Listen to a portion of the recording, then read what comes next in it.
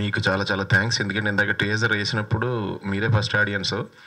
నేను ఏదైతే ఎక్స్పెక్ట్ చేస్తున్నానో దానికి నేను అనుకున్న దానికంటే ఎక్కువ రియాక్ట్ అయ్యారు. ఫ్యాక్ట్ అయితే నాకు ఆ లాస్ట్ డైలాగ్ కానీ ఇందాక అన్నాను నేను దీంతో కిషోర్తో, తమ్ముడు అది రిప్పైందా లాస్ట్ డైలాగు.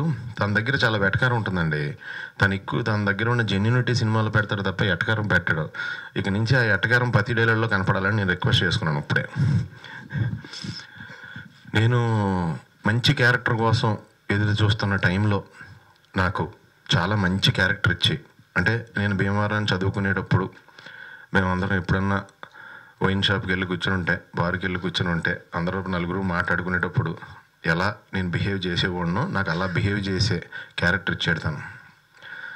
ఇందులో ఎక్కడ అనవసరమైన ఈ పెట్టుడు పదార్థాలు ఏమి ఉండవండి. ఆ సినిమాతో పాటు వచ్చే ట్రావెల్లో అద్భుతమైన ఫన్ ఉంటుంది.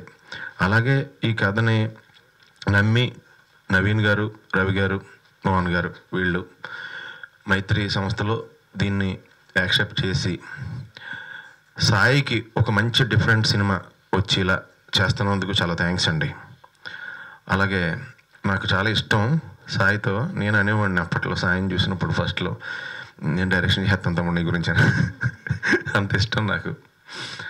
అయితే ఈ సినిమా అందరూ కూడా వేసంగాలం ఎండల్లో ఈ థియేటర్లోకి వెళ్ళి కూర్చుని సినిమా చూస్తే హ్యాపీగా నవ్వుకుంటూ ఒక మంచి ఫీల్తో ఇంటికి వెళ్తారండి. చాలా ఫీల్ గుడ్ లవ్ స్టోరీ అండి సినిమా.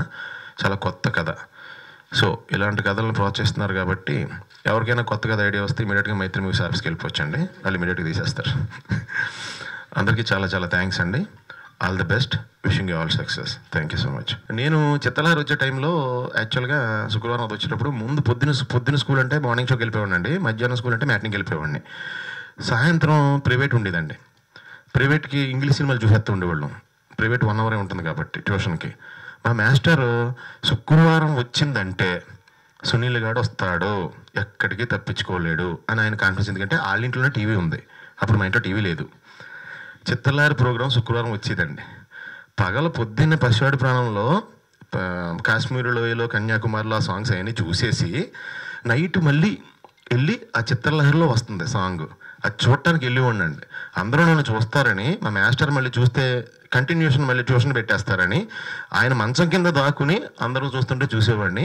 ఆయన నన్ను వెనకాల కాళ్ళు పట్టుకుని బయటికి లాగేవారండి. శుక్రవారం మటుకు మిస్ అయ్యేవాడిని కదండి ట్యూషన్, ఎందుకంటే చిత్తలహరి వల్ల. అప్పట్లో నేను అనుకోలేదండి చిత్తలహరి అనే సినిమాలో ఓ 25 సంవత్సరాల తర్వాత నేను మళ్ళీ యాక్ట్ చేస్తానని.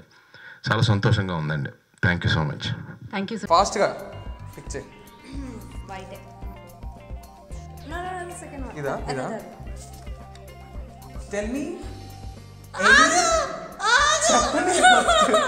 Let me complete the question. The question is any one famous movie dialogue. 1, 2, 3, 4, 5.